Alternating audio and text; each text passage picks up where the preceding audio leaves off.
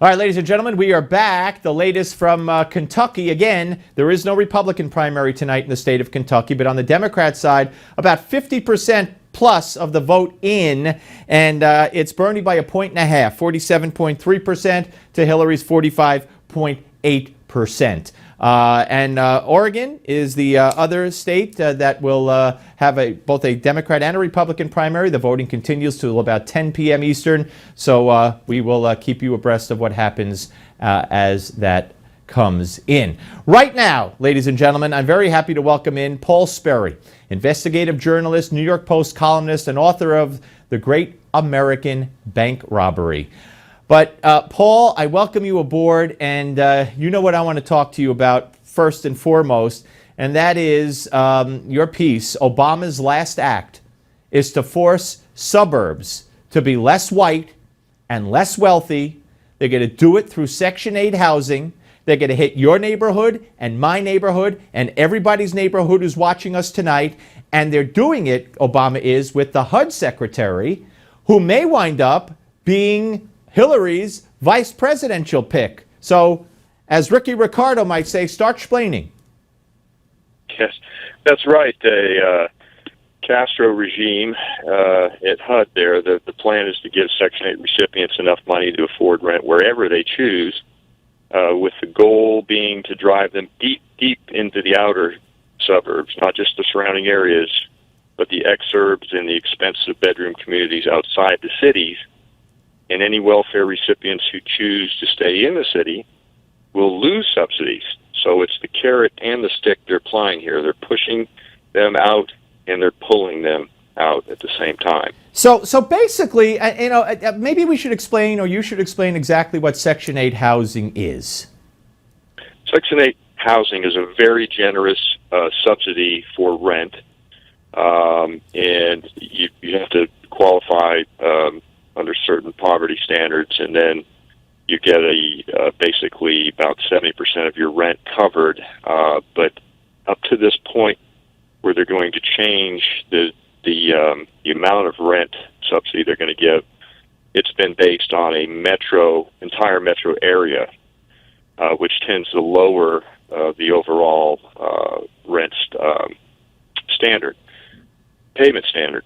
So now what they're going to do is they're going to base it by zip code so that they can get folks on this welfare to be able to afford what they call higher opportunity areas. These are the suburbs where they tend to be more affluent and wealthy.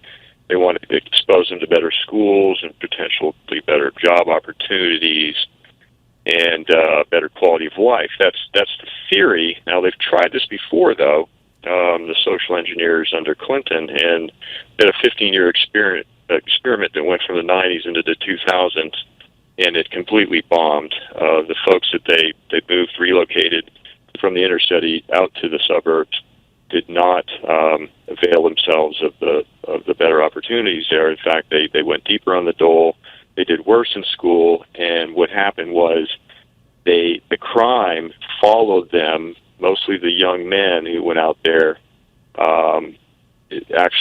Crime increased in those neighborhoods where they went. So that was going to be my question to you, was what happened with crime, and that's what I think people have to fear. Now, you talk about localizing it more as opposed to taking into consideration, the cities, but it's a suburb thing now, and this is the small area fair market rents that Castro is supposed to, almost by decree, implement in October, right before the election, as Obama is walking out the door. And I get this out of it as well from your piece, that Castro, anticipating resistance, last month threatened to sue suburban landlords for discrimination if they refuse even Section 8 tenants who have criminal records.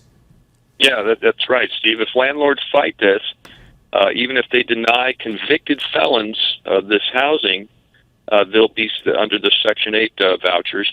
They'll be sued for discrimination.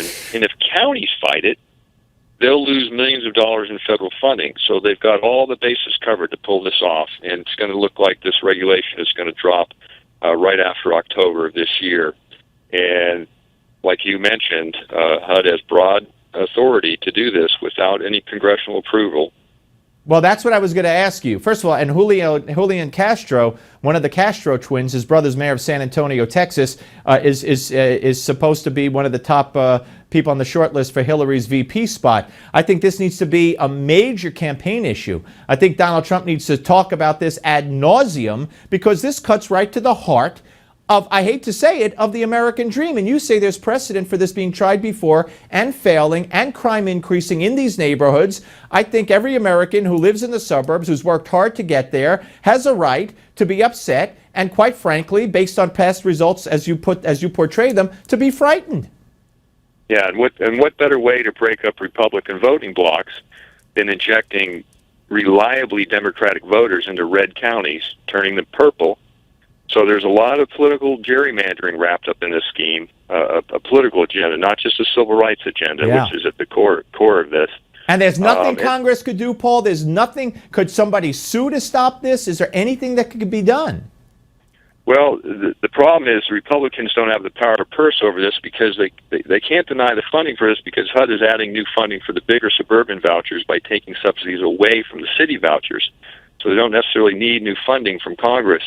So the power of purse isn't over this, and like I said, the power to pass a regulation like this, or rather to implement a regulation like this, is totally up to the discretion of the Secretary of Housing. So this is how they're getting this done. And it's very stealth. You know, a lot of people know about this, but 5 years from now, when you suddenly see drug deals and pit bulls showing up in your neighborhood, along with break-ins and home invasions, remember the cause and effect. It didn't happen organically. It happened because of federal housing policy, because of Obama policy, because of Castro policy, Democrat policy. Now this could be. Yeah. I'm sorry. This potentially Clinton. Yeah. Potentially Clinton Castro policy. Now this could be reversed, though. If a Republican administration gets in, this could all go cross it out, throw it away, and reverse it, right? Yeah. A Trump administration could dismantle this.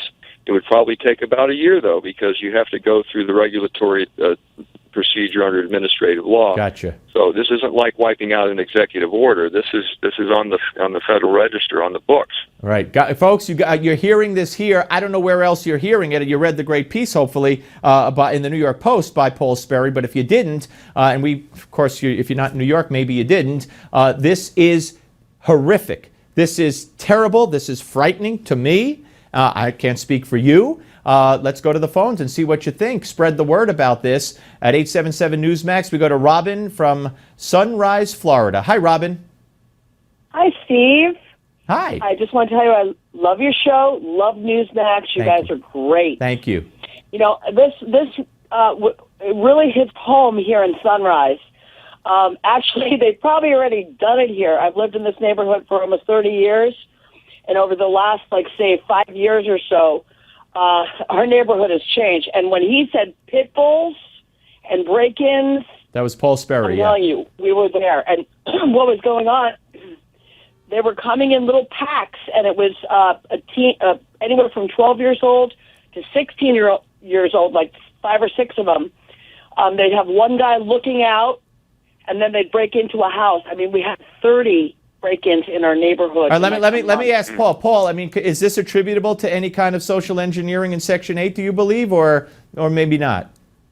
Oh, the evidence linking crime in Section 8 is overwhelming. Now, they did do, under Obama, starting in 2012, HUD actually rolled this out in a demonstration program, as they called it. They basically tested this, jacking up, scaling up the rents to get them to relocate the Section 8 tenants further out into the affluent areas, and they did this in Dallas, and with disastrous results. I mean, Dallas suburbs, these type of break-ins and home invasions are going through the roof, drug deals. They've never had this problem before until they experimented with this starting in 2012. And that's just one example of many, many of the direct link between Section 8 and increased crime. Dubuque, Iowa is going through a horrible situation. They relocated a number of tenants from the projects in Chicago to Butte under the Section 8, giving them mobile vouchers, and now they've got a crime wave there they can't get rid of. All right, Robin, I appreciate your call. Stay safe, and I'm sorry you're going through what you're going through. Paul, we have less than a minute, but, just the concept, what gets me is, people work hard their whole lives and they save and they try to send their kids to good schools, and then people who can't afford that lifestyle are basically given it. Yeah, that's a great point. Obama's not just rewarding welfare recipients with high rent living, which won't exactly incentivize them to get off the dole, but he's also punishing, like you bring up, he's punishing hardworking families who live in the suburbs to escape crime.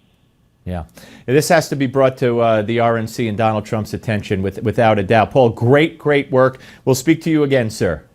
Definitely should be a campaign issue. Absolutely. Major. Thank you. Paul Sperry, ladies and gentlemen. Read him at the New York Post. Up next, John Bachman. Your calls. Give me 5. Just a whole bunch of stuff. Don't go away.